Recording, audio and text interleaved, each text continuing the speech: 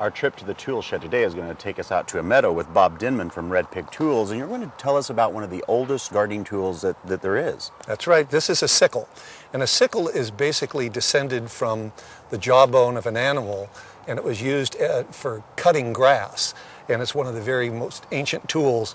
I used to think this is one of the worst tools in the history of man. Couldn't understand why it had lasted so long, because I was always trying to use it swinging to cut grass, but that's not how you use it. I saw a fellow about 80 years old using one on a TV program on PBS harvesting rice in South Carolina.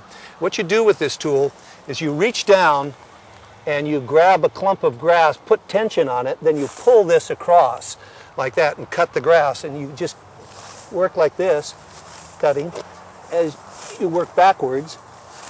And now these are really sharp tools, though. Yes, these are kept sharp by peening. In order for this to be properly sharp, you hammer the edge until it's paper thin, and then you sharpen it with a stone that you keep with you, and you keep an extremely sharp edge on it, and it's a ragged razor is pretty much what you're working with. You want to be very careful not to draw it across your finger, so you always work 4 to 6 inches below your fingers when you're using this tool. Well, unless you're harvesting fingers, which yes. Nobody really wants to do that.